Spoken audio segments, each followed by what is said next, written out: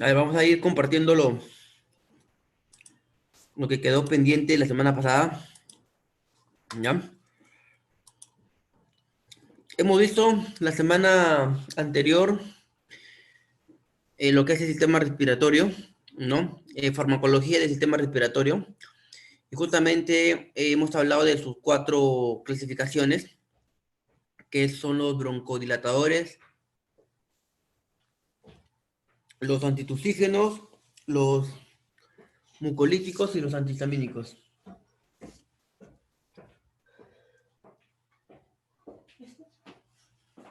Gracias.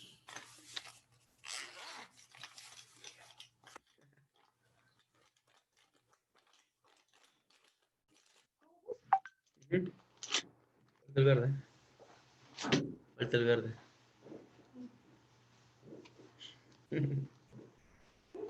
Ya. Ya. Ya. Entonces, como lo estaba diciendo, jóvenes, la semana pasada hemos visto lo que es farmacología del sistema respiratorio, de las cuales vamos a agruparlo en cuatro grandes características, en cuatro grandes grupos. Uno de ellos que hemos visto lo que son los broncodilatadores, el segundo que hemos visto también lo que son los antitusígenos, y quería pendiente el tercero y el cuarto que son los mucolíticos y los antihistamínicos, ¿no? Que también de una otra manera causan un tipo de alergia y de fastidio, por así llamarlo, dentro de la parte fisiológica respiratoria, ¿ya? Esto lo hemos visto. Acá están los cuatro grupos que vamos a ver: broncodilatadores, antitusígenos, mucolíticos y antihistamínicos, ¿no? A ver, para hacer un repaso, hasta que se van conectando. La primera clasificación, broncodilatadores, cuyo objetivo es dilatar su luz bronquial o el espacio bronquial o lumen bronquial. Así lo van a encontrar en diferentes literaturas. Asimismo, existe una clasificación dentro de ellas como fármacos adrenérgicos. Ya hemos dicho que los adrenérgicos son fármacos activos, ¿no? Es un transporte activo con energía, es decir, con gasto de energía, ¿no? Que va en contra de la gradiente de concentración. Y acá encontramos a las catecolaminas, ¿no? Que son la adrenalina, la noradrenalina y la dopamina, ¿no?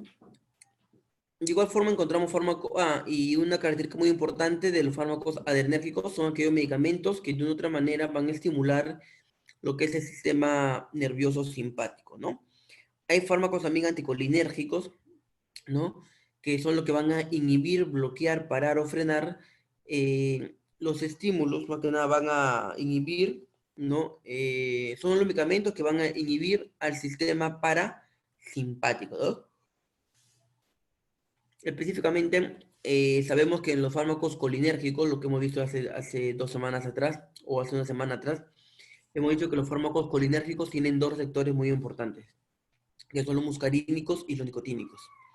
Así como también los fármacos adrenérgicos tienen receptores que son los alfa, los beta y los dopaminérgicos, ¿no? Y los derivados antínicos ya no se usa tanto, pero tenemos conocidos como la teofilina, entre otros, ¿no? Hemos visto los adrenérgicos, ¿no? De corta acción o prolongada acción, en este caso el salbutamol,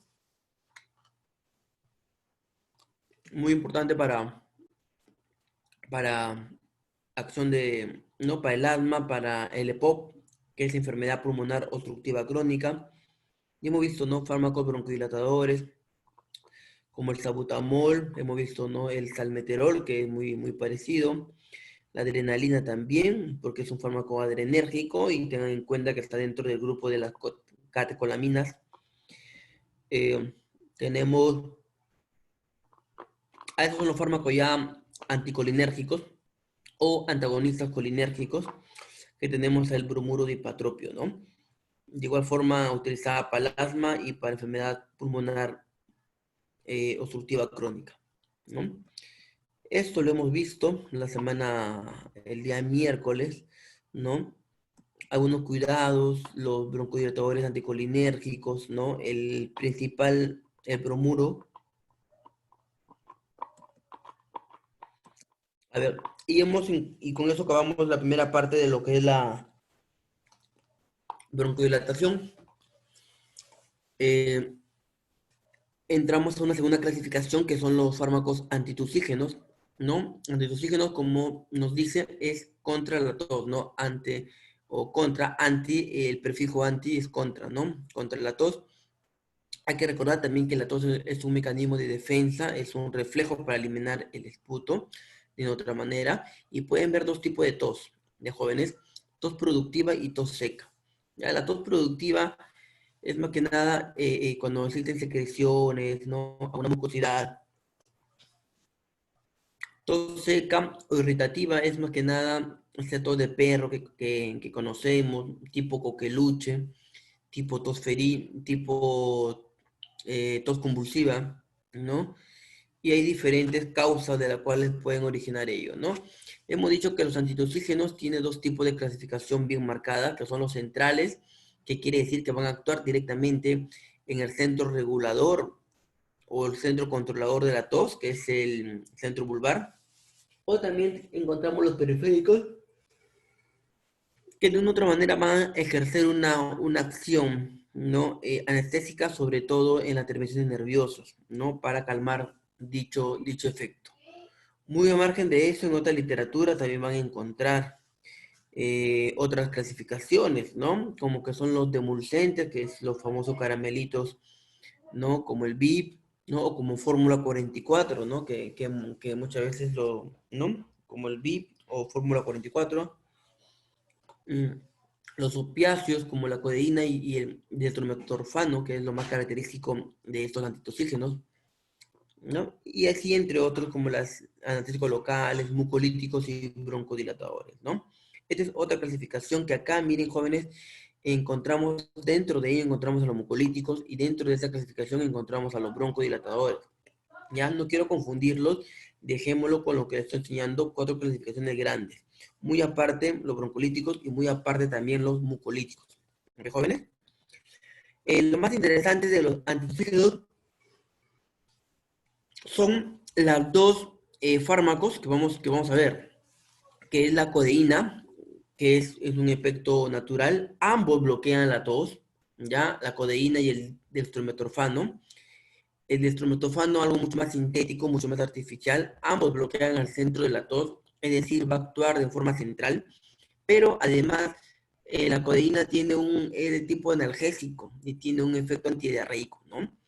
Y es muy utilizada en tos seca irritativa y en tos hemoptoica. ¿Eso qué quiere decir? Que, que en pacientes de repente con TBG, que tienen una tos seca, ¿no? Puede ser muy importante la administración de codeína, ¿no? Y se le administra. Asimismo, en pacientes con hemoptosis, es decir, que vomitan de otra manera sangre, pues junto con sangre y todo ello, ¿ya? Entonces, es muy importante también saber eso, ¿no? A diferencia de repente del dextrometorfano, ¿ya? A diferencia de repente del dextrometorfano que también bloquea el centro de la tos, ¿ya? Pero no tiene efecto antidiarreico y no tiene efecto analgésico, ¿ya? Y específicamente es más que nada para tos seca o irritativa, ¿ya? Paciente con TB, sí o sí, es muy importante administrar la codeína, ¿no? Aparte porque tiene otros efectos, como la analgésica y la antidiarreica, ¿no? Y lo del dextrometorfano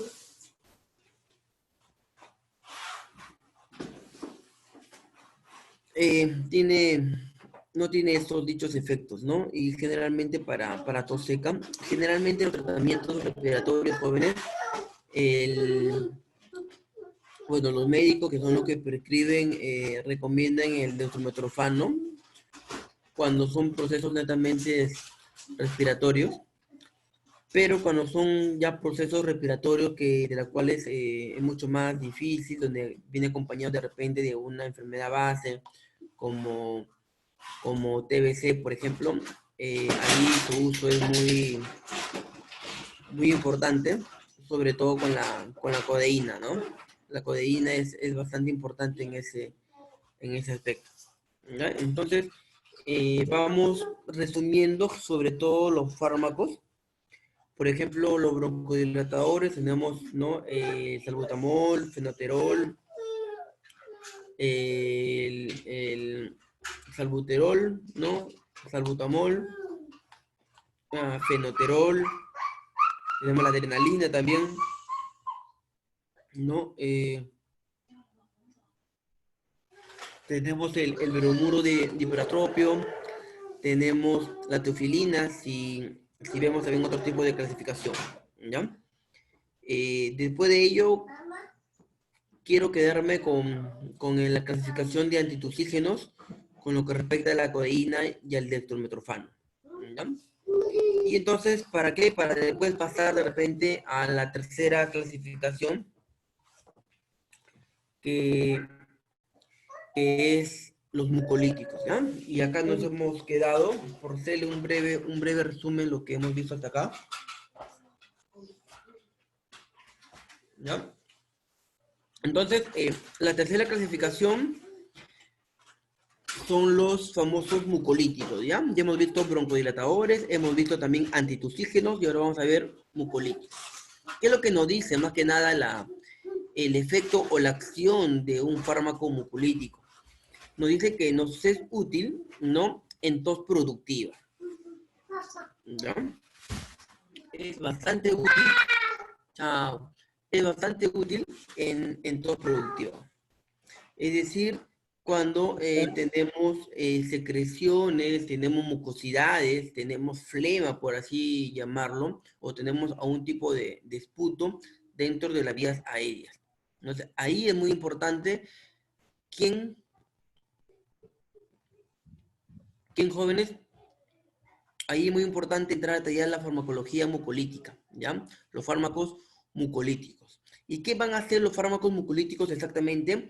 Lo que va a hacer los fármacos mucolíticos es que nos va a facilitar la eliminación, ¿no? De las secreciones, ¿no? De ese producto, de esa mucosidad que pueden de una otra manera obstruir, ¿no? ¿No? Obstruir o gracias a su viscosidad, ¿no? No van a permitir un adecuado pasaje de aire, ¿no? De la cual puede provocar obstrucción, puede provocar un tipo de viscosidad y de acuerdo a cómo se vaya cerrando el bronquio puede ocasionar hasta incluso algún tipo de sibilancias, ¿ya? Entonces, de una otra manera, nosotros tenemos que eliminar también, ¿no? En la farmacología respiratoria, jóvenes, hay que tener bastante en cuenta que no es que un solo fármaco elimine o sea de tratamiento para todo el sistema respiratorio, sino que tomar en cuenta que hay varios fármacos y tenemos que de una otra manera complementarlos a los fármacos, ¿no? Porque uno puede hacer una acción mucolítica, ¿no? O puede ser de repente una acción broncodilatadora, pero se complementa con otra acción, se complementa con una acción mucolítica, ¿no? Que es para movilizar esas secreciones, para expulsar esas secreciones, ¿no? Es por ello que nos dice que es útil en la tos productiva, en el esputo, y es ahí donde la tos, de una otra manera, ¿no? Ante el movimiento que va a ejercer la tos, va a movilizar estas secreciones, estas sustancias. Entonces, estas sustancias, nos dicen también, son sustancias que pueden modificar la viscosidad de las secreciones bronquiales y facilitar su eliminación. Entonces, muchas veces, como le digo, los mocos, la flema, las secreciones se pegan alrededor del bronquio, ¿no? De la luz bronquial, ¿no? De la cual va a dificultar el pasaje de aire, puede ocasionar una sibilancia como resultado de esa obstrucción o no el paso de la luz del bronquio. Entonces, ¿para qué sirven los mucolíticos? Para que esas flemas, secreciones, mucosidad, viscosidad, qué sé yo, que está adherida en la pared del bronquio se pueda movilizar, ¿no? Esta flema tenemos que movilizarlo, ¿para qué? Para que después podamos expulsarlo, ¿ya? La tos, ahí es muy importante succionar porque al toser ejercemos un movimiento, ¿no? Y ese movimiento de otra manera también va a causar esa movilización de esas secreciones, ¿no? Asimismo, va a existir también una terapia mucolítica que pueden ser de tres tipos, de jóvenes. Una fisioterapia, muchas veces de repente en la enfermería, en la práctica nuestra, cuando estamos en práctica, ¿no? Hay varios tipos de que esta parte mucolítica se actúe o se debe succionar. ¿En qué sentido? ¿No? Podemos movilizar esas secreciones, podemos eh, mover esa viscosidad que está adherida o pegada a los bronquios y por ende después facilitar su eliminación mediante una fisioterapia. ¿Cómo, profesor? ¿Cómo hacemos la fisioterapia? Lo hacemos de forma inhalatoria primero, ¿no? Si bien es cierto, como le menciono, hay fármacos que una vez eh, eh, inhalados, ¿no? Inhalados van a producir una movilización del árbol bronquial, ¿no? De los bronquios, ¿no? Y una vez movilizado, tenemos que buscar también las estrategias necesarias para que esas secreciones sean expulsadas. Y ahí viene de repente la otra parte de lo que es la fisioterapia, ¿no? Que es la palmoterapia, ¿no? A través de palmas, ¿no? Eh, eh, de palmas en forma de cuchara a través en la espalda, podemos aplicar y de otra manera nos va a ayudar a pectoral. Obviamente que otra actividad o otro cuidado también de enfermería muy importante en esta terapia mucolítica es la buena hidratación. ¿Qué más nos dice, por ejemplo, cuando vamos al médico? ¿Qué más nos refiere para tratar? Al margen de esa inhalatoria que va a ayudar a movilizar las secreciones y después Tomar la líquido, palmoterapia, tomar líquido. tomar líquido, ¿cierto? ¿No? Y tomar líquido tibio. ¿Por qué? Porque el líquido va a movilizar esas secreciones, ¿cierto? El líquido Cada va media a... hora. Claro, exactamente, ¿no? Cristian, ¿quieres opinar algo de la Cruz? Aliaga, No, yo soy No, Alfaro. profe, no, ya. profe, Eh, ninguno. entonces, eso es muy importante, ¿no? ¿Qué es lo que nos dicen? Una buena hidratación, ¿no? Algo caliente sobre todo, porque tibio nos va a ayudar a que esas secreciones que están pegadas, adheridas a ese bronquio o ese árbol bronquial o todas las vías aéreas, nos va a ayudar que sean movilizadas, ¿no? Como son viscosas, el agua lo que va a hacer es que se suelten, que no se pegue. La viscosidad es como el moco, ¿no? Pegajoso. Entonces, el agua, una buena hidratación tibia, va a ayudar que se despegue esa viscosidad, esa secreción bronquial y así a través de una posible fisioterapia lo podemos expulsar y eliminar esas secreciones bronquiales que es lo que queremos, ¿cierto? Y otro que ya netamente en parte de la farmacología vienen a ser los fármacos mucolíticos, ¿no? Entonces, miren, jóvenes, hay tres terapias o tres tratamientos distintos para actuar contra una persona que tenga de repente secreciones, flemas, qué sé yo, en su vía respiratoria, ¿ya? Y se escucha, ¿no? Cuando uno tose, se escucha y se siente incluso el sonido característico, ¿no? No es un sonido característico como la tos seca o irritativa, ¿no? Que es una tos de perro, como un coqueluche, como una pertusis, que es mucho más fuerte, mucho más ronca, ¿no? ¿No? Es feo esa tos. Pero en cambio, cuando uno está con flema, se siente el pasaje, ¿no? Del aire, se siente la movilización de esas secreciones y se puede escuchar también, ¿no? Entonces, miren, jóvenes, en terapia mucolítica tenemos la fisioterapia, incluido la inhalatoria y la palmoterapia, una buena hidratación con agüita tibia y los fármacos netamente mucolíticos. Y el tema del día de hoy, más que nada, vamos a centrarnos en lo que es la farmacología, nos vamos a centrar con los fármacos mucolíticos. ¿Ok, jóvenes? Entonces, dentro de los fármacos mucolíticos, ¿no?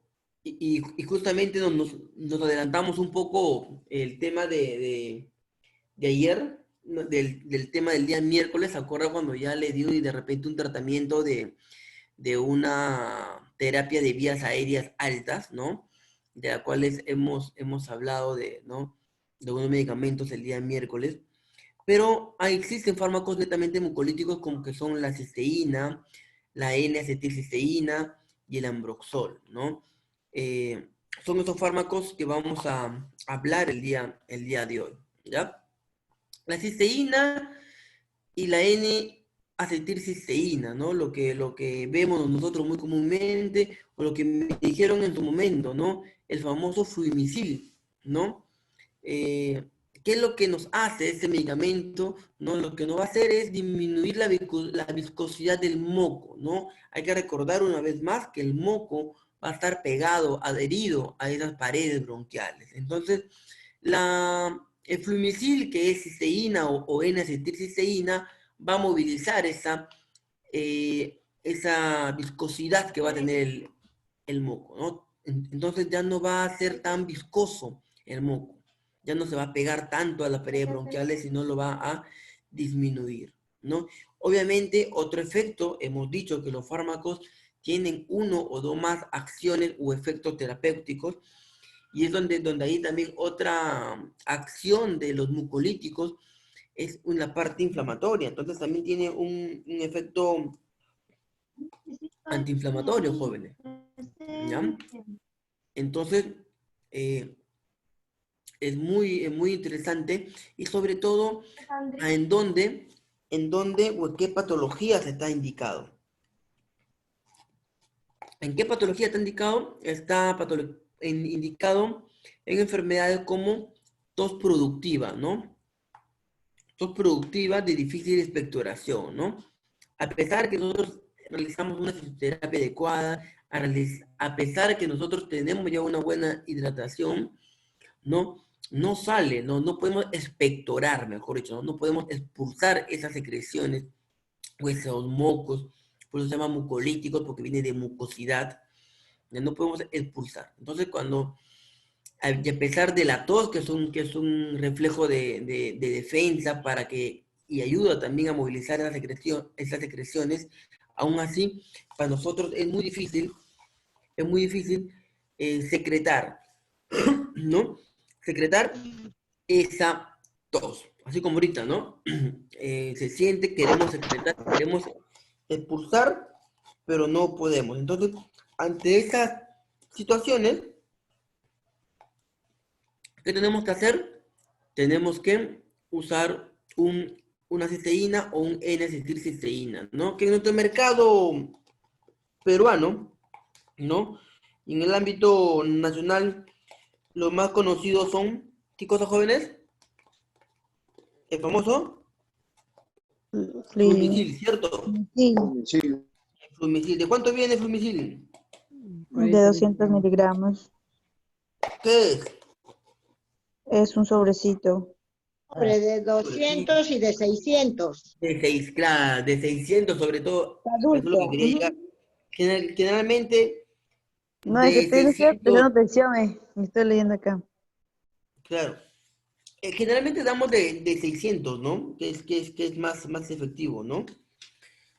¿No? En tomas es un En sorbente flumicil, o en ¿no? sobres. Claro, ¿no? El flumicil es ácido acetilcisteína, ¿no? ¿No? Hay en sobres Hay orales en también, ¿no? pastillas. Hay Sí, en comprimidos pastillas. también, hay comprimidos en pastillitas, también vienen de 600 miligramos. Eso es recordar, ¿ya? Sorbente. El flumitil, claro, en comprimido también viene en 600 miligramos, en sobre también puede venir, ¿no? De 600. Nos va a ayudar bastante a expectorar, es un mucolítico más expectorante, entonces, aparte de movilizar y de disminuir la viscosidad, nos va a ayudar también a expectorar, ¿ya? Y es por eso que en el mercado peruano es bastante Muy conocido, usada. Muy usado, usada. esa es la palabra exactamente, bastante usado la terapéutica del fluimicil, ¿ya? Porque aparte de mucolítico que hemos visto, también es un expectorante. Entonces, cumple una doble función y nos va a ayudar a movilizar y a botar esa flema, esa viscosidad, esas secreciones o esos mocos que podemos tener en nuestras vías respiratorias, ¿ya? Algunos efectos, bueno, puede causar un poquito de náuseas, vómitos, ¿no? Es normal porque al momento de actuar, ¿no? El N-acetilcisteína o el flumicil, ¿no? Puede movilizar, y esas movilizaciones, ¿no? Generalmente salen todas, entonces pueden quedar de repente en una zona de bastante inervación, puede llegar a una zona de bastante reflujo o reflejos también, que no pueden ocasionar algunas náuseas o vómitos, ¿no? Pero generalmente no causa eso, pero sí está dentro también de los posibles efectos, ¿ya? Eso por ver lo que es el flumicil. Otro de vital importancia es el ambroxol, ¿no? Yo creo, ¿quién no De ha 15 utilizado de miligramos, repente para sus de hijos, 15 ¿no? para niños y de 30 para adultos. Ay, ay. Uy, se fue, ¿no? Muy bien, muy bien, ¿no? Entonces tenemos también el ambroxol, ¿no? Pero lo más importante, vamos a ir por Ambrosol. partes, ¿no? Nos dice que el ambroxol, ¿no? El ambroxol tiene su mecanismo de acción. ¿Cuál es su mecanismo de acción? Es decir, ¿dónde va a actuar exactamente? Y miren, jóvenes, actúa sobre las células productoras de moco.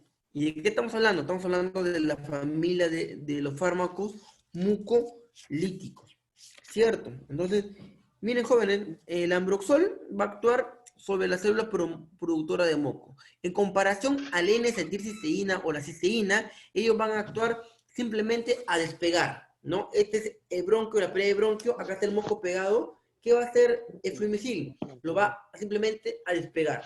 Lo va a despegar y esa viscosidad, esa secreción lo va a expulsar, ¿no? Porque también actúa como un expectorante. Pero miren la diferencia entre un ambroxol. El ambroxol, su mecanismo de acción no va a ser que despegue ese moco, que despegue esa mucosidad, sino que va a ir de repente al origen. Va a ir exactamente a las células que van a producir ese moco. En pocas palabras o en conclusión, no va a permitir que se segregue más moco y por lo tanto para que no pueda obstruir más adelante una vía aérea, ¿no? Entonces, ese es su mecanismo de acción del ambroxol, ¿no? Actúa sobre las células productoras de moco. Disminuyen y obviamente se actúa en esas células, ¿qué quiere decir? Que no va a producir moco, ¿no? O de repente no va a producir en tanta cantidad. Y si no produce en tanta cantidad, de repente el moco o esa secreción ya no es tan viscosa. Y si no es tan viscosa, de repente no se va a adherir, ¿no? Tan fuerte ante una pared bronquial, ¿no? Asimismo, mira, otra característica importante, va a estimular el movimiento ciliar. Los cilios son unos microvellosidades muy pequeñas, son como unos bracitos, ¿no? Vellitos, ¿no? Muy microscópicos, que tienen una función de absorber. Absorben también nutrientes, vitaminas, absorben elementos esenciales para la vida y hace un paso de lo que nos sirve hacia la sangre incluso. Pero ese movimiento, esos bracitos que están ahí tratando de captar algo, ¿no? También es muy importante en estas vías respiratorias, ¿por qué? Porque ese movimiento de otra manera va a permitir que las secreciones que puede haber en la persona no se puedan fijar, no se puedan quedar pegadas o adheridas en las paredes bronquiales, sino simplemente como con ese movimiento de los cilios no va a permitir que se pegue la mucosidad. Entonces le va a dar continuidad, le va a dar movimiento, ¿no? Y al darle movimiento puede ser que sea mucho más fácil ante la expectoración. Y miren, mira, una de las características también bastante interesantes del ambroxol, ¿no? Aparte que va a actuar en las células productoras de moco, que no le va a permitir a formar moco en mayor cantidad, y por lo tanto su viscosidad de la mucosidad o del moco o de la secreción va a disminuir, también va a estimular un movimiento ciliar, ¿no? Va a estimular que los cilios se movilicen para que así, de esa manera, también pueda ser expulsado o expectorado dichas secreciones. Y por último, otra característica también de vital importancia es que facilita la penetración de antibióticos en las secreciones, ¿no? ¿Qué quiere decir eso, no? Eh, Muchas veces cuando damos este tipo de medicamentos, damos amoxicilina, que son antibióticos, o eritromicina, ¿no? ¿No? Que generalmente este tipo de medicamentos es una combinación de ¿qué?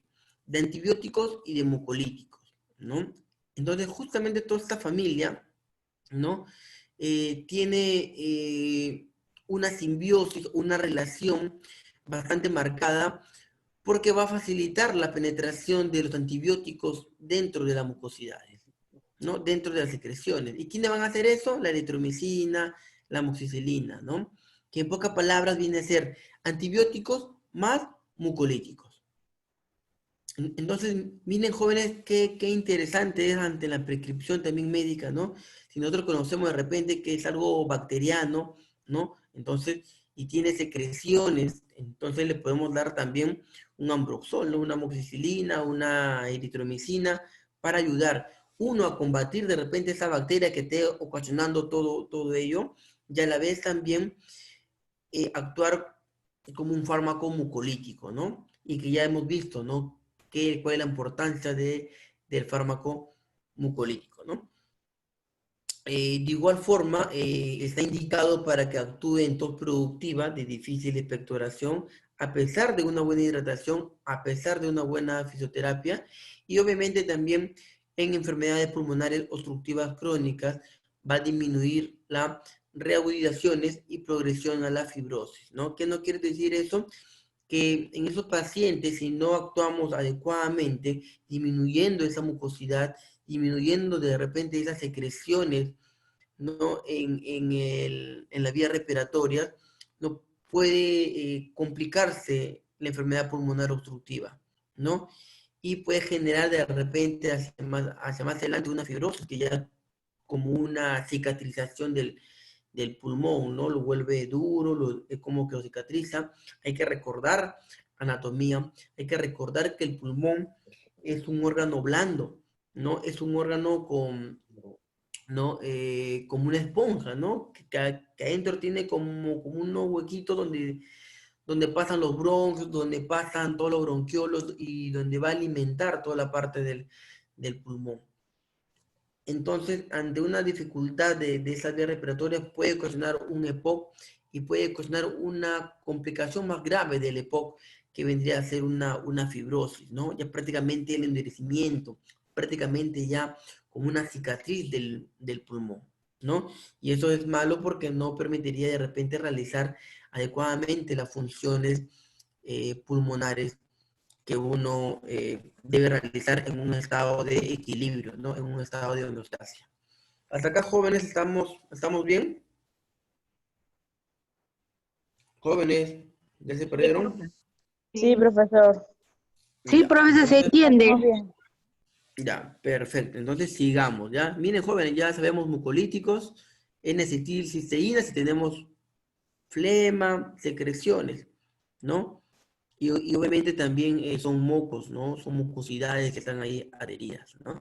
Pero si queremos de repente ir un poquito más profundo, de repente es un ambroxol, ¿no? Para tratar de combatir también una posible infección, porque puede ser ocasionado eso, ¿no?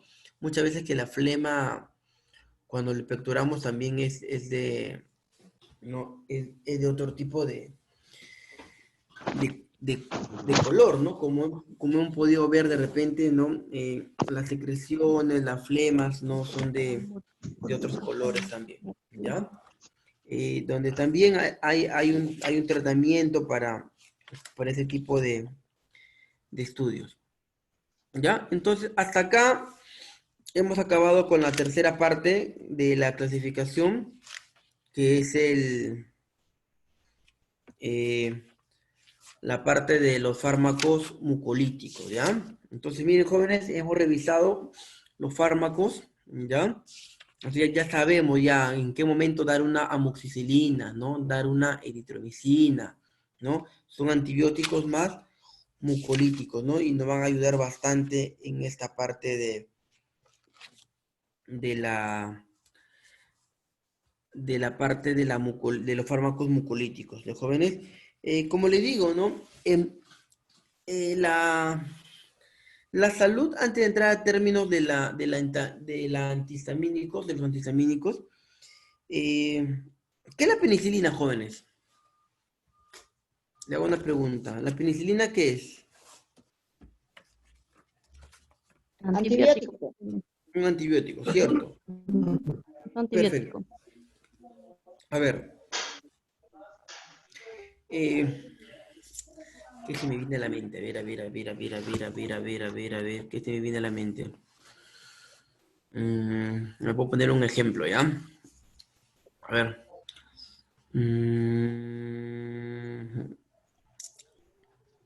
A ver, vamos a hablar un poquito, ya que me metí en esto, tengo que seguir. A ver, por ejemplo, mire, la penicilina, para ver si me dejo entender, vamos a hablar un poquito de la morfología de la penicilina. ¿Ok, jóvenes? La penicilina tiene un anillo que se llama anillo beta-lactámico, ¿ya? Así se llama, ¿no? Esa es una estructura de la penicilina, ¿no? La penicilina tiene un anillo beta-lactámico que actúa sobre la pared bacteriana. Y a eso es lo que voy yo. Por eso que le pregunté, ¿qué es la penicilina? La penicilina es un antibiótico, ¿cierto? Antibiótico. ¿Verdad? Sí, Entonces, profesor. ¿cómo actúa? Mira, jóvenes, ¿cómo actúa la penicilina? Tú tienes antibiótico, tú sabes que es bacteriano tu enfermedad, entonces, ¿qué le damos comúnmente? ¿Qué le damos? Que es así caserito para darle a un paciente? ¿Qué le damos? Su penicilina, ¿cierto?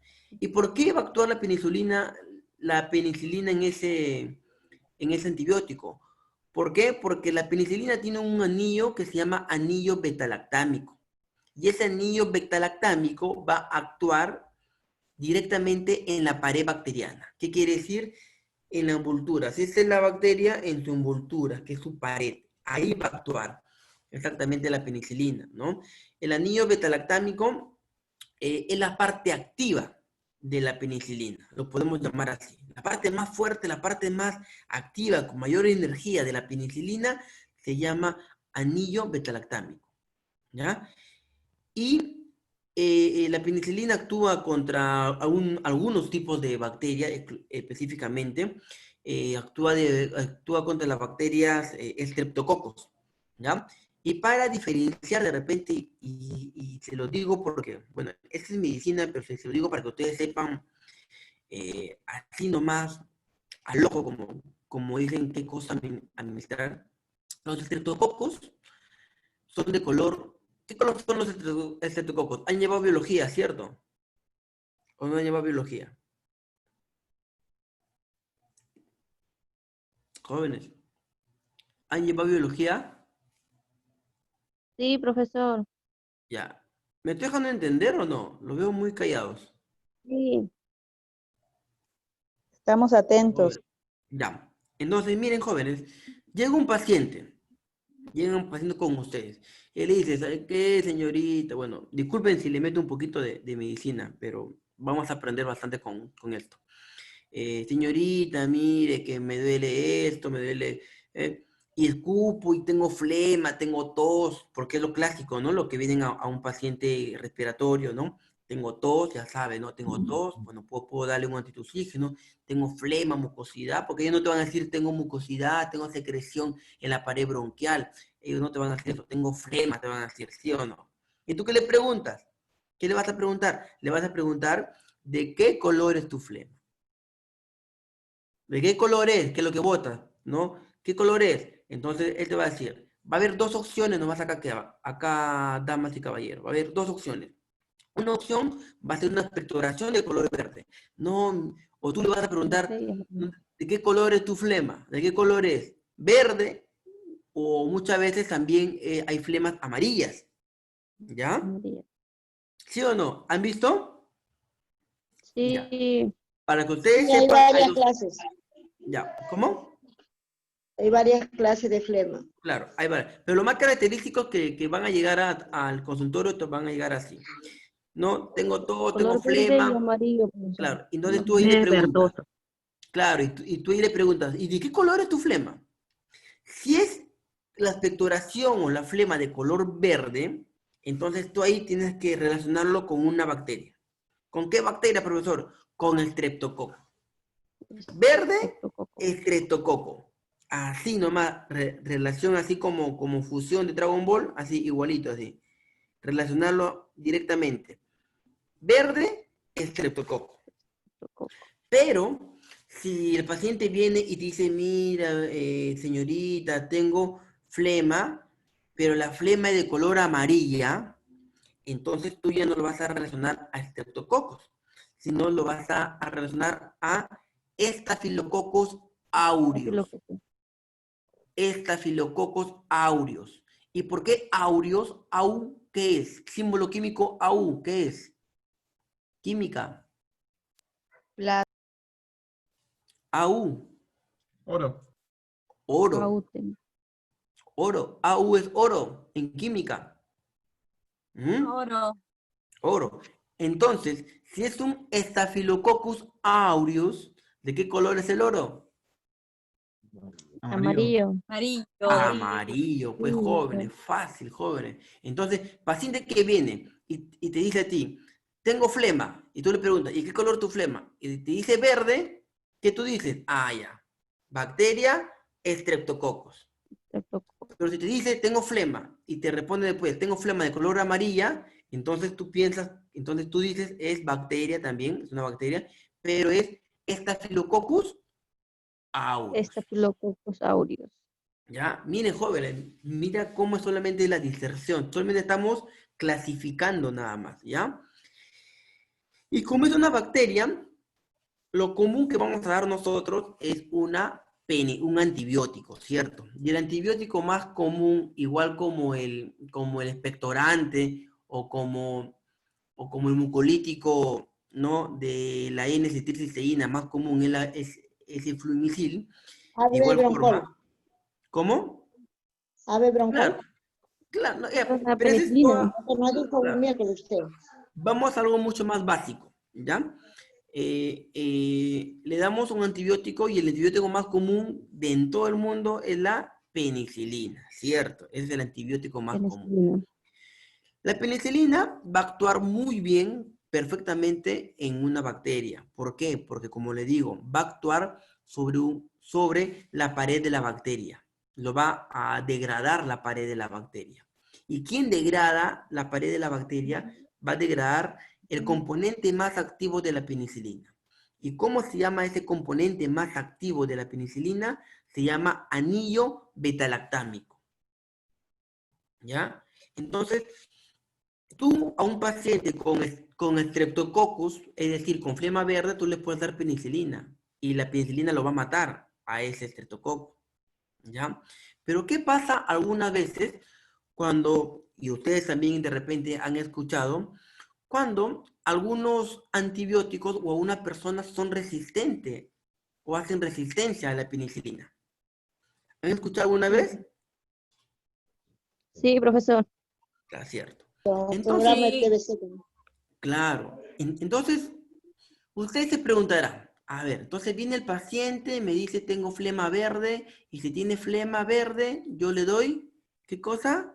Estreptococos. Entonces, no, Ampicilina. entonces es estreptococos y le puedo dar penicilina. ¿Lo mata? Sí lo mata. Perfecto.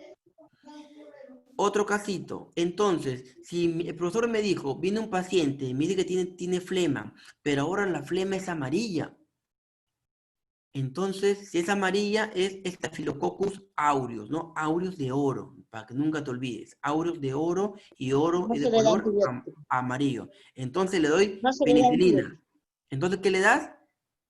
¿Penicilina? No, No, no le puedes dar penicilina. ¿Sabes por qué? ¿Sabes por qué no le puedes dar a un Staphylococcus aureus penicilina? porque no ¿Ya? hay infección. No, no necesariamente, sino que el Staphylococcus aureus ha generado una resistencia por su composición química o bioquímica del Staphylococcus aureus, ha generado una resistencia hacia la penicilina. Profesor, ¿y cómo es esa resistencia? El Staphylococcus aureus ha generado una enzima que se llama beta-lactamasa. ¿Y qué hace, profesor, esa enzima que tiene esa bacteria? El Staphylococcus aureus tiene una enzima que se llama beta-lactamasa. Y esa enzima beta-lactamasa destruye, adivina qué destruye, destruye al anillo beta-lactámico de la penicilina. Por lo tanto, si tú le das penicilina a un paciente que tiene flema de color amarilla, que tú sabes que es Staphylococcus aureus, en pocas palabras no le va a hacer nada y vas a seguir generando resistencia.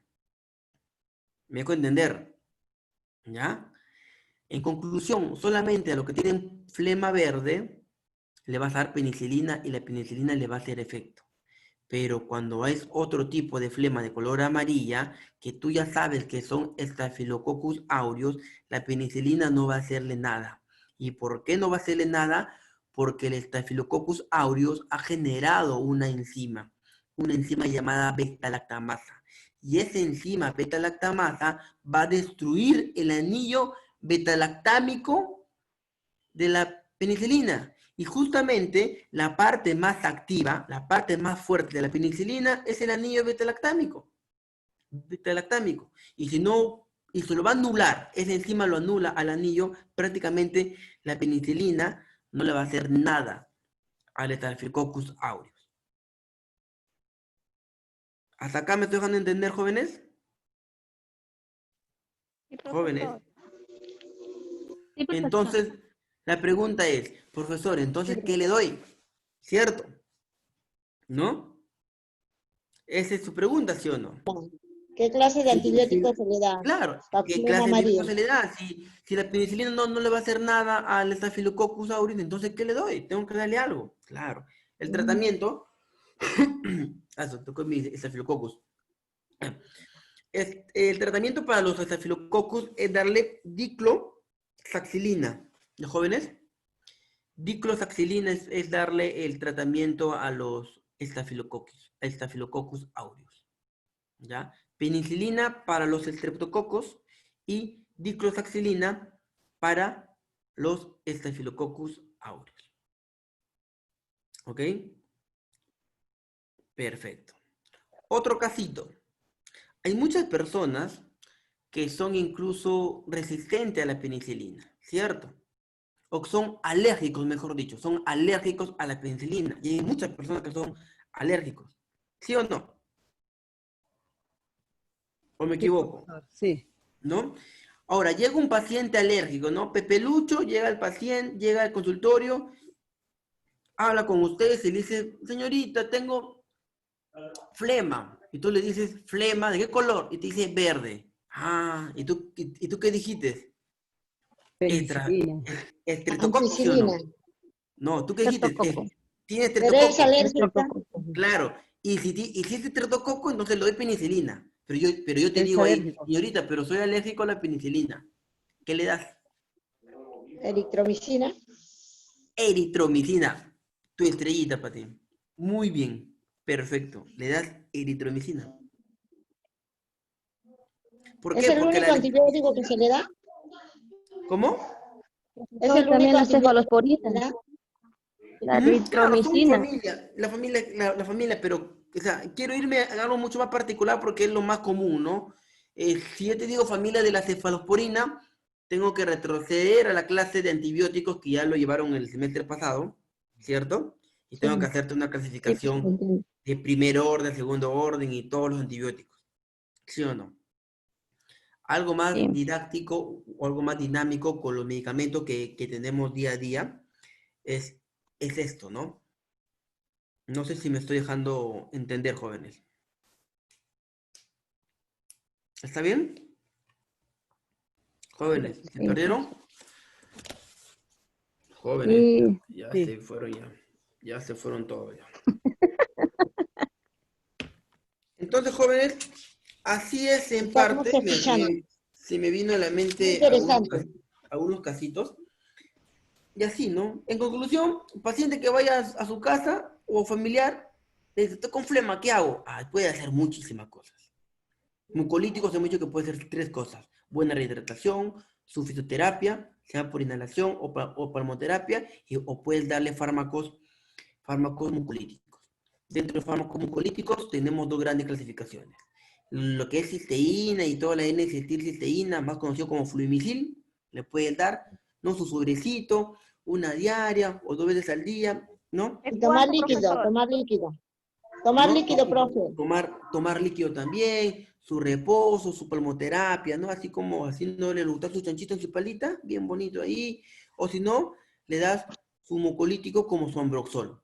Si ves, si lo observas, de repente está con bacterias, ya sabemos la característica de la bacteria, ¿no? Puntitos blancos, ¿no? Como tipo de sarro, muy aparte de la inflamación o el enrojecimiento de la cavidad oral, puntitos blancos en las amígdalas, en toda la parte del istmo de las fauces que podemos apreciar, le damos, ahí le damos de repente ya un Ambroxol, ¿no? Una amoxicilina, ¿no? Le damos un antibiótico, ¿no? Y le damos su antibiótico, ¿no? Que ahora es con antibiótico, viene con con su mucolítico, ¿no?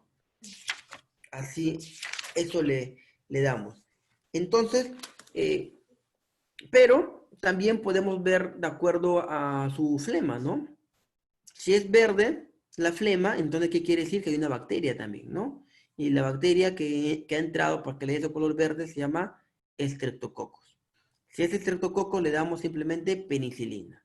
Y si es alérgico a la penicilina, le damos eritromicina. ¿Ya? Si es la flema color amarilla, no le podemos dar penicilina, porque no es el Streptococcus. Si es la flema amarilla, entonces sabemos que es Staphylococcus aureus. Y la penicilina no le va a hacer nada al Staphylococcus aureus, porque la Staphylococcus aureus tiene una enzima que se llama beta-lactamasa. Y esta enzima va a destruir el principio activo o la zona más activa de la penicilina, que es el anillo beta-lactámico. Y por lo tanto la penicilina no le va a hacer ni cosquillas. ¿Ya? En ese instante, entonces, nosotros le damos dicloxacilina para bacterias que se llamen Staphylococcus aureus o que tengan una presencia de color amarillo en la flema o en la secreción que pueden expectorar. ¿Ok, jóvenes? ¿Hasta acá estamos bien? ¿Ya saben? Profesor, ¿lo puedo Perfecto. hacer una consulta? Cobro por consulta. Dime. Profesor, ahora que está hablando de la penicilina, también hay penicilina benzatínica. ¿En qué se diferencia la benzatínica con la procaínica? Eso es lo que no tengo mucho conocimiento. A ver, jóvenes, ¿qué es diferencia? ¿Quién responde?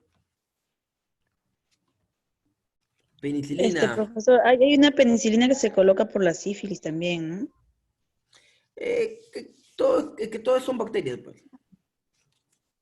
Todo es Son lo mismo, son los mismos.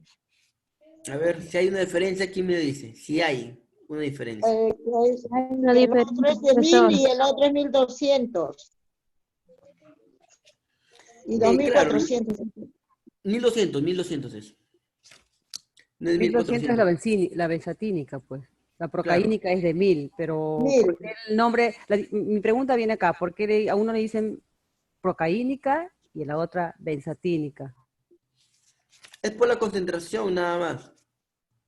Ah, ya. Como dice su compañera, uno es de 1000 y el otro es de 1200. 1200. No es de 1400, es de 1200. 1200. Es de 1200. Mm. ¿Ya? Son fuertes. Obviamente que esos antibióticos son fuertes, ¿no? Pero son iguales, profesor, entonces, sino por la concentración nada más. Ujú. Sí, es lo mismo. La benzo con la procaínica. Ah, ya, Es profesor, por los gracias. laboratorios, pero es lo mismo, jóvenes. ¿Ya? Ambos, a ver, hay una diferencia en la parte de su acción, de su mecanismo de acción, ¿ya? ¿En qué sentido? Hay una diferencia en cómo, o sea, en sí una diferencia es la cantidad, ¿ya? La otra diferencia es que la proteína G, por eso que se llama penicilina G, no sé si han visto, es su verdadero nombre, proteína G procaínica y proteína G benzatínica, ¿ya? Esos son sus nombres, correcto, ¿no? Hemos dicho que la proteína G te va a ayudar como medio de transporte, ¿no? ¿No? ¿Dónde va a actuar? ¿No? Simplemente uno va a actuar en la proteína G benzotínica y la otra actúa en la proteína G procaínica. Pero en sí, ambos Ok. tienen el mismo efecto, ¿no? Son antibióticos, ¿no? Y ambos son incluso antibióticos beta-lactámicos, porque van a actuar sobre los receptores beta también, ¿no? Pero casi no hay mucha diferencia, ¿no? Es como te digo, hay diferencia en la concentración y la otra diferencia es dónde actúa, pero en pocas palabras, ese receptor es un receptor beta-lactámico, entonces su acción va a ser exactamente la misma, ¿no? No hay mucha diferencia en ambas, ¿no? Sino por los nombres, y los nombres se llevan de acuerdo a dónde actúan, ¿no? Como le digo, uno actúa en la proteína G benzatínica y la otra actúa en la proteína G procaínica. Y ambas proteínas G benzotínica o procaínica son receptores beta-lactámicos. Y ambos van a producir el mismo efecto, ¿no? ¿Mm? No hay, y aparte de la concentración, ¿no? Una más fuerte que otra. Después de ello, no hay otra diferencia. ¿Eso no lo han enseñado en antibióticos el semestre pasado? Chicos, no. Habría faltado la clase. No Mire, nos han enseñado. De antibiótico nada. Recién usted. mira, esta clase de antibióticos que de una u otra manera yo lo estoy relacionando porque hemos hablado de antibióticos, de mucolíticos, ¿no? Debieron recibirla, creo, las dos últimas clases o tres últimas clases del semestre pasado, lo que es fármaco 1. Porque ahí antibiótico hay una clasificación pero enorme. Son varias generaciones de antibióticos, ¿no?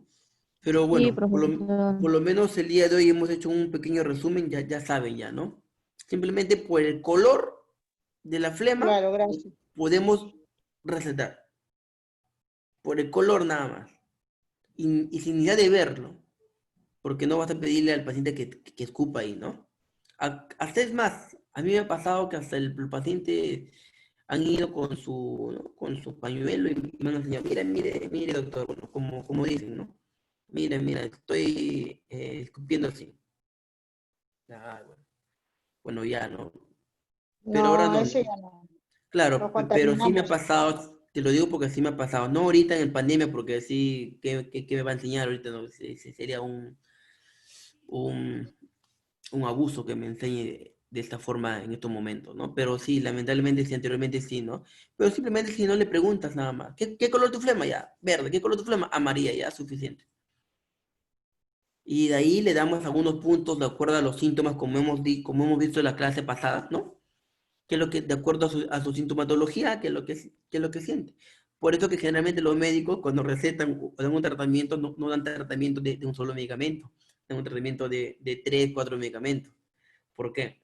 Porque va a a reducir o a disminuir todos los demás síntomas. Ese es el trabajo de un médico, prácticamente, ¿no? Atacar los síntomas. Y si el paciente siente de una otra manera que no presenta signos o síntomas, para el paciente se ha recuperado, ¿cierto? ¿Y qué va a decir? No, wow, ese médico es bueno. Cierto, pero todo es un juego, jóvenes. Todo es saber aplicar nada más tus conocimientos, ¿no? ¿No? La farmacología en este caso, ¿no? Entonces, ¿me dejé entender, jóvenes? Perfecto, profesor. Ya, continuamos la última parte para hablar. Mm, ya, estos son los famosos antihistamínicos. Ya esta es la cuarta clasificación de la farmacología respiratoria. Y así como las demás diapositivas, vamos a hablar un poquito de la histamina, ¿ya? ¿Qué es la histamina? Nos dice que la histamina se divide en forma fisiológica en el jugo gástrico, sin situaciones patológicas también, ¿ya? O patógenas, ¿no? Como por ejemplo reacciones inflamatorias y alergias, ¿no? La histamina tiene varios receptores, obviamente, receptor 1, H1, H2, H3, H4, pero las acciones de alergia que puede ocasionar en el cuerpo son generalmente las responsables, la histamina H1, bueno, que es histamina 1 y histamina 2, ¿no? Que es la H1 y la H2, ¿no? Es decir, de todos los receptores que puede tener la histamina, las dos primeras, la H1 y la H2, son generalmente las responsables de los procesos alérgicos, ¿no? O de las reacciones inflamatorias más comunes en el cuerpo, ¿ya? Profesor, ¿y cuál es la estimulación o la H1, ¿no? Bueno, la H1 va a producir un aumento de permeabilidad capilar, ¿ya? Va a producir una vasodilatación, ¿ya? Y un broncoespasmo, ¿ya?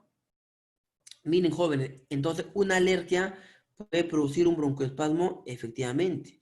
¿Y qué es lo que pasa acá, por ejemplo, en este gen? Bueno, valga la redundancia en este caso, ¿no?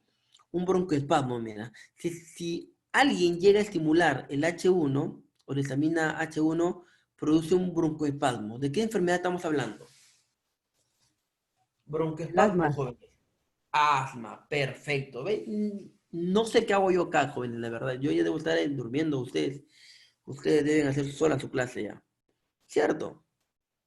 No, Entonces, no, Ya, pero no te está muy bien preocupes, lo que me profe, ya dicen, faltan ¿no? unos minutos para terminar la clase para ir a dormir. Pero es fácil si uno es joven, ¿no? Broncoespasmo, Sí, profe. ¿no? ¿Qué Ah, enfermedad? El asma. El Entonces, asma. ¿qué no quiere decir? Miren, jóvenes, ahora relacionemos. salbutamol, salbutamol. Claro, ahora antes de ir a los fármacos, que está muy bien, broncodilatador. antes de ir a los fármacos, mira, jóvenes, hay que ver, hay que pensar en algo, ¿no? Hay que pensar en el asma, ¿no? El asma, para que se produzca el asma, entonces de otra manera, es un proceso alérgico. El asma se produce, es una causa también de las alergias, claro, ¿sí o no? ¿O me equivoco? El asma puede tener alergia de repente al polvo, al polen, no sé qué más hay alergia de que pueden producir el asma, ¿no? Entonces, justamente esos productos o esos factores o esas sustancias, cuando entran en contacto de una otra manera con el receptor H1, lo puede estimular y puede producir un broncoespasmo y puede desencadenar su asma. ¿Ves? Acá estamos viendo de repente el origen del asma. ¿Por qué se produce el asma, no? Y produce un broncoespasmo. Y de ahí ya viene ya el tratamiento que le podemos dar, ¿no? Un broncodilatador, salbutamol y todo lo que viene y lo que hemos repasado ya anteriormente. La histamina 2 sí es más que nada relacionado a jugos gástricos, ¿no? También hay algunos, ¿por qué? Porque hay algunas reacciones inflamatorias, ¿no? Infecciones, ¿no? O alergias que nos pueden causar alimentarias, ¿sí o no? ¿Hay alergias alimentarias, sí o no? Exactamente, ¿no? Hay alergias alimentarias, ¿no? Que más que nada reaccionan o estimulan a la histamina H2 y producen alergias, ¿cierto? ¿No? Por ejemplo, una intoxicación, ¿no? Una intoxicación, ¿no? Y entonces, acá, cuando hablamos de histamínicos, ¿qué es lo primero que se nos viene a la mente, jóvenes? Clorfenamina. La clorfenamina, ¿no? Clorfeniramina, bueno, es un nombre también que dejo, bueno, acá creo que lo he escrito mal porque lo he estado tipeando, por eso que le he resaltado con diferentes. Como pueden ver, jóvenes, mi diapositiva hay cosas que están resaltadas como para que no se pierdan. Las partes más claves, ¿no? La parte más importante ¿no? De lo que yo quiero. Acá me he equivocado, es clorfenamina, ¿ya? Pero también asumo que debe ser un nombre comercial, ¿no? También la clorfeniramina, la verdad no sé, fue un error de dedo, ¿ya? Pero igual, cuando escuchamos nosotros de antihistamínicos, sobre todo H1, que nos habla de repente de plurito, también nos habló acá, ¿sí o no, jóvenes, ¿no? De un plurito, de un rash, ¿no? De un aumento de permeabilidad capilar, ¿no? De un broncoespasmo y todo ello, que utilizamos, una primera instancia, utilizamos la Clorfenamina. clorfenamina, ¿ya? Clorfenamina. La clorfenamina. ¿Ya? Es muy importante acá clorfenamina, ¿ya? Que miren, vamos a ver, a hablar un poquito de la clorfenamina, nos dice que bloquea los receptores H1, exactamente. Entonces, qué es lo que pasa? Hay receptores que se llaman H1, ¿ya? Y ante la alergia o la reacción inflamatoria, esta histamina, ¿no? Esa histamina que va a producir se va a recepcionar en la H1. Entonces, ¿qué hace la clorfenamina? La clorfenamina va a competir con ese factor. ¿Quién llega al receptor H1? Si llega primero la clorfenamina, se va a fijar en ese receptor H1 y como ya está fijado, ¿no? Cuando llegue ya la alergia, o cuando llegue la reacción inflamatoria, no va a poder actuar. ¿Por qué? Porque ya está ocupado su espacio, ¿no? Eso es lo que hace la clorfenamina. Va a bloquear esos receptores para que no se junten con el proceso alérgico, ¿no? Y no te dé más alergia. Y eso es lo que hace también mirando los histamínicos van viajando y se van depositando o se van juntando en la recepción de los H1, ¿no? Y por eso que producen procesos alérgicos. Y mientras más se junten o mientras más se fijen a esos receptores H1, sus procesos alérgicos van a ser más grandes, ¿no? Hasta algunos casos complicados, porque algunos procesos se te cierra incluso la glotis, ¿no? Son bastante fuertes. Entonces, ¿qué hace? Estos antihistamínicos no van a competir o no van a batallar con la histamina. Simplemente van a hacer como un gana-gana, ¿no? ¿Quién llega primero al receptor? Y la clorfenamina tiene que llegar primero al receptor para que cuando llegue la histamina ya no se junte y por lo tanto no produzca una reacción inflamatoria o no produzca una alergia. Eso es lo que hace. Ese es un mecanismo de acción más que nada, ¿ya? La clorfenamina llega a bloquear los receptores H1, ¿no? En algunos casos, como sabrán también, atraviesan la barrera hematoencefálica. ¿Ya, jóvenes? Puede causar un poquito de sedación, por eso que un poquito nos da sueño, ¿cierto? La clorfenamina nos da sueño o no nos da sueño, ¿no? Nos plancha, como dicen ustedes, ¿no? Nos plancha. No rayen mi diapositiva, por favor, ¿ya? Entonces, muy bien. Atraviesan la barrera hematoencefálica, ¿no? Por eso que nos causa sedación y nos causa sueño. Disminuye también la permeabilidad capilar, el prurito o el rash que podemos tener. Disminuye también los broncoespasmos, ¿no? No va a producir una adecuada vasodilatación. También tiene efecto anticolinérgico. Y eso lo hemos visto también, ¿ya? ¿Se acuerdan del bromuro dipatropio? ¿Se acuerdan? ¿Qué es? Un anticolinérgico. El bromuro dipatropio es anticolinérgico que va a actuar contra los receptores muscarínicos. ¿Y cuál es uno de los efectos de ese bromuro? Es resequedad, boca seca, ¿no? Sequedad de las mucosas, lo que te va a producir ese medicamento. Entonces nosotros también tenemos que decir de repente a los pacientes que cuando administramos clorfenamina, de repente vamos a tener una ligera sequedad de la boca o boca seca y todo ello. ¿Ya? También va a haber un efecto antiemético, antivértico, ¿ya? Y puede aumentar un poco el apetito, ¿ya? Entonces, antiemético, ¿saben qué es, jóvenes? Contra vómito, Los ¿ya? vómitos.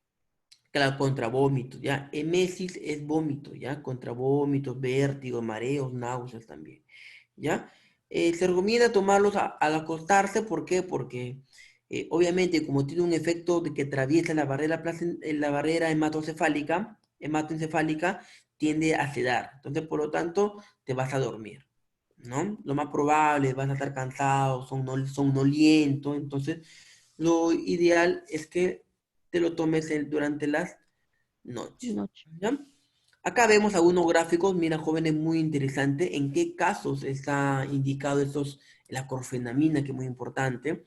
Procesos alérgicos también exudativos, ¿no? Rinitis, como podemos ver acá, la señorita con pañuelo, ¿no? Una rinitis, conjuntivitis, una urticaria, procesos alérgicos, dermatitis de contacto, también síntomas agudos de picadura de insectos, reacciones anafilácticas, eso es lo que yo estaba hablando, ¿no? Las reacciones anafilácticas son aquellas reacciones inflamatorias, que ante incluso su peor complicación puede efectuar un edema de glotis. ¿Eso qué quiere decir? Que la lengua se va a retraer y la glotis se va a empezar a cerrar, se va a cerrar tus cuerdas vocales, no vas a poder hablar, se te va a hinchar, y obviamente ese es un proceso ya de urgencia. De jóvenes, vas a tener también, es usado también en vértigos, ¿no? En anorexia también se usan, miren jóvenes, en algunos antihistamínicos. ¿Por qué? Porque hemos dicho que también va a estimular lo que es el apetito. ¿Ven jóvenes? Aumentan el apetito también los famosos antihistamínicos. Entonces también en algunos casos, obviamente si hablamos de anorexia, ya viene a ser también una patología psiquiátrica, ¿no? ¿No? De psicosis, de alteración, donde un psicólogo o de un psiquiatra está también inmerso a ese diagnóstico y por lo tanto va a creer conveniente administrar o no en esos casos algunos antihistamínicos. Pero lo más común para nosotros son vértigos, son un shock anafiláctico, ¿no? Rinitis, sinusitis, conjuntivitis, ¿no? Procesos alérgicos como dermatitis, entre otros. Es bien utilizado y en esos casos lo podemos utilizar antihistamínicos y por decir lo más conocido de los antihistamínicos, la famosa clorfenamina, ¿no? Pero así como hemos dicho que la clorfenamina actúa ante esas indicaciones o ante estos procesos, que es la estimulación de la histamina 1, también hay otra clasificación que hemos visto que son los antihistamínicos H2. En pocas palabras, van a bloquear de la misma manera a los receptores histaminas 2. Y hemos dicho que los receptores histamina 2 están bastante relacionados, bastante ligados al proceso gástrico, ¿cierto? ¿Se acuerdan de acá? ¿Ves? Produce un aumento de los jugos gástricos. Entonces, ¿en qué fármaco o qué fármaco de una otra manera nos va a producir, ¿no? La estimulación o la producción de estos antihistamínicos para proteger de una otra manera al estómago? Acá tenemos medicamentos muy importantes como por ejemplo la ranitidina, ¿no? La cimetidina, ¿no? Que lo hemos escuchado, ¿cierto? ¿No? Ellos, de otra manera, ¿no? Van a producir una disminución, ¿no? Disminuyen la producción del jugo gástrico, ¿no? De al disminuir la producción del jugo gástrico, nos va a evitar de repente que esos jugos gástricos dañen, laceren o violenten de una otra forma las paredes de nuestro estómago, ¿no? Y por lo tanto, puede desencadenar a futuro de repente una gastritis, una úlcera o un daño a las paredes de nuestro estómago. Entonces, la ranitidina y la cimetidina, que son las dos más grandes e importantes de este grupo de antihistamínicos, van a actuar acá. ¿Ya? Y de igual forma, ¿no? Van a bloquear, van a estar a la gana-gana con la histamina, ¿no? Con la histamina van a estar a la gana-gana y simplemente el medicamento va a llegar primero al receptor H2. Y si llega primero, obviamente que lo dejas sin chance y sin espacio o sin un lugar para que la histamina haga su efecto. Y por lo tanto, no va a producir un jugo gástrico, sino todo lo contrario. La histamina bloquea esa opción y por lo tanto va a producir una disminución de la producción del ácido gástrico o jugo gástrico. ¿En qué casos se utiliza de repente la ranitidina o la cimetidina, que son algunos, por su acción también son considerados como protectores gástricos, ¿ya? Pero más que nada su acción es disminuir la producción del ácido gástrico. Generalmente el omeprazol es un protector gástrico netamente, ¿ya? El omeprazol sí es un protector gástrico, ¿ya? Entonces se usa generalmente para el tratamiento de hemorragias digestivas, sean altas o bajas, sobre todo las bajas que corresponden al estómago, es muy importante prevenir, ¿ya? En hemorragia digestiva, porque de otra manera ya se está evidenciando una laceración, una deteriorización de las paredes de las paredes del estómago. Entonces hay que, de otra manera, es contraproducente que se produzcan más ácidos gástricos si las paredes ya están debilitadas, ¿no? Para evitar de repente mayores complicaciones como una úlcera, ¿no? Como una gastritis, hasta la misma gastritis y todo ello, ¿ya? Otro caso, obviamente, como prevención de una hemorragia digestiva también, no tenemos que prevenir, ¿no? De igual forma tenemos que prevenir. Y de una pancreatitis también, porque la pancreatitis está bastante relacionada también a la producción de sus jugos gástricos, de sus jugos pancreáticos, ¿no? Y la inflamación de estos puede ocasionar dificultades en los jugos gástricos y los jugos pancreáticos, ¿no? Tomando en cuenta que el jugo pancreático puede llega a la segunda porción del intestino delgado, a la parte del duodeno, ¿no? Por medio del conducto pancreático, llega a un lugar que se llama ampolla de Vater, ¿no? Y sale por un esfínter llamado esfínter de Oddi, ¿no? Y ahí va a vertir su sustancia para tratar también de sintetizar los alimentos o sintetizar lo que queda en el intestino delgado, ¿no? Va a ayudar también a sintetizar grasas y todo ello en el intestino delgado y como les digo en la segunda porción. Entonces, miren jóvenes, qué importante también, ¿no? Es los antihistamínicos, sea H1, que es la clorfenamina, lo más importante que podemos hablar, y en el H2, como la cimetidina y la ranitidina, que es muy, pero muy importante, ¿no? Hay otros liberadores, esto es un poquito más profundo, ¿no? Que son inhibidores de la liberación de la histamina. En pocas palabras, hemos dicho que el H1 y el H2 no van a competir directamente con la histamina, ¿cierto? Sino van a competir por un lugar, que son los receptores H1 y H2. Ambos se van a pelear, ambos se pelean por un lugar.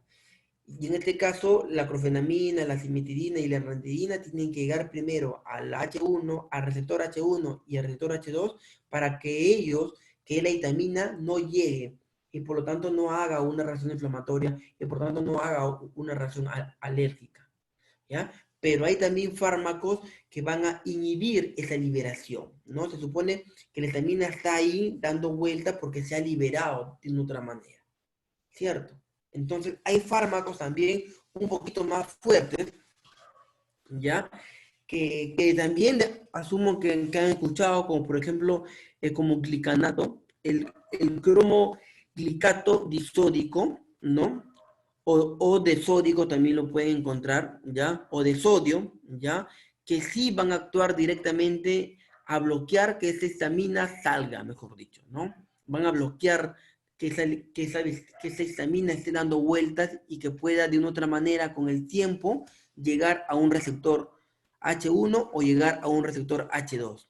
Entonces, ¿cómo se llama este grupo? Se llama inhibidores de la liberación de la histamina. ¿Cuál es su fármaco más importante? El cromoglicanato. El cromoglicato. De sodio o disódico. Lo pueden encontrar, ¿ya? De la misma forma, ¿ya? ¿Qué hacen? Como les mencioné, evitan la liberación de la histamina, ¿no? Por los mastocitos a estabilizar su grano. Entonces hay que tomar en cuenta que el proceso fisiológico de la liberación de la histamina está bastante ligado con los mastocitos. ¿Ya? Los mastocitos son los que van a liberar a la histamina y por lo tanto se emplean en la profilaxis y tratamiento de las reacciones alérgicas. Entonces, como parte preventiva, se aplica bastante este cromoglicato de sódico o de sodio o disódico, como queramos llamarlo, ¿no? Entonces, jóvenes, este es lo más importante de los antihistamínicos, ¿ya? Yo les sugiero, jóvenes, que haga un resumen de lo que yo les he dicho. La farmacología yo lo aprendí así, bueno, ahora de repente un poquito más profundo, pero yo lo aprendí de esa manera, ¿no? Agarré las diapositivas e hice resúmenes, cuadros conceptuales. Yo no le voy a pedir cosas que se memoricen, pero sí lo que yo le voy a pedir, cosas que relacionen, ¿ya? Cosas que si le hablo de una clasificación o si le hablo de un punto, ustedes me tienen que tener en una o en dos palabras la respuesta inmediata. Por ejemplo, ¿no? ¿Cómo va a ser los exámenes acá la octava semana, que ya se acerca, ¿no? Por ejemplo, yo le puedo colocar, ¿no? Antihistamínico H1, ¿no? Le ponga, ¿no? Relacione los siguientes elementos o los siguientes fármacos antihistamínicos, ¿no? Por ejemplo, ¿no? Y yo le puedo poner, ¿no? Inhibidores o estimulantes, ¿no? Eh, bloqueantes del receptor H1 o bloqueantes del H2, inhibidores de la liberación de la histamina. En una columna, en un lado, y el otro lado le puedo poner clorfenamina, ranitidina y el clomoglicato disódico. Entonces, ustedes tenemos que relacionar, ¿ok? Indicaciones para qué es bueno. Los broncodilatadores, hemos dicho, asma, EPOC, lo más característico, qué fármacos más clasificación, adrenérgicos, anticolinérgicos, xantídicos, ¿no? ¿Quiénes están en los adrenérgicos? La adrenalina, ¿no? El salbutamol, ¿no? En beta 2 el salbutamol, el fenoterol, el sameterol, ¿no? ¿Quién está en los anticolinérgicos? El bromuro de hipatropio, ¿no? En los antínicos, ¿no? La teofilina, ¿no? ¿Para qué sirve la codeína? ¿Cuáles son su indicación, diferencia entre una codeína y un dextrometorfano? Uno natural, otro sintético. Ambos bloquean el centro regulador de la tos. ¿Cuál es el centro regulador de la tos? ¿No? El centro vulvar. Pero aparte la codeína es más natural. Aparte es un analgésico. Aparte es un antidiarreico. Es también utilizado en pacientes con VIH, pacientes con TBC. El dextrometorfano es un medicamento más utilizado en un proceso normal respiratorio. Algo más complejo recién la codeína, ¿no? De igual forma, cuando tenemos a mucolíticos igual, ¿no? Hemos hablado de mucolíticos, ¿de cuántas clasificaciones? A ver si se acuerdan la clase de hoy día. ¿Cuántas clasificaciones de mucolíticos hemos hablado? ¿Mm? Ahí, para que se recuerden, ¿me ves? 4. Mucolíticos, hemos hablado, ¿no? Muy aparte de la terapia, mira, mucolíticos, ¿cuáles son esas terapias mucolíticas? ¿No? Que la cisteína y la N-acetilcisteína están en familia. ¿Cuál es el principal elemento de ellos? El flumicil, por ejemplo, ¿no? ¿Dónde actúan, ¿no? La cisteína y el N-acetilcisteína, ¿no? ¿Qué hacen? ¿Indicado para qué? Para tos convulsiva o que diga para tos productiva, ¿no? Con difícil de expectoración. Para EPOC también. En la otra clasificación, el ambroxol. Sabemos que ambroxol tiene familiaridad con los antibióticos. Entonces, un ambroxol también, si la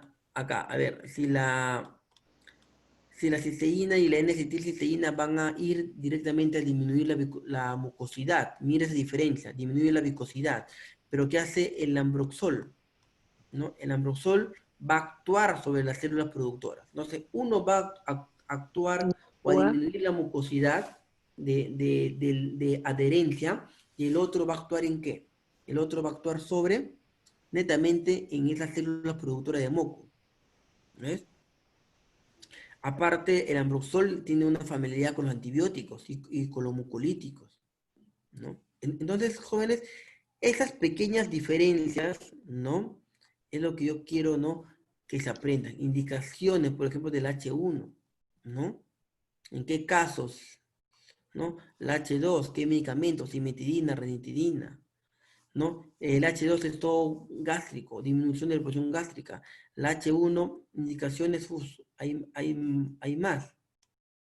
Jóvenes, la liberación, ¿no? Acá va a actuar directamente en la producción o en la liberación de la histamina, es decir, en los mastocitos van a encargar de liberar la histamina. Ok, jóvenes, en pocas palabras, así va a venir en el examen, jóvenes.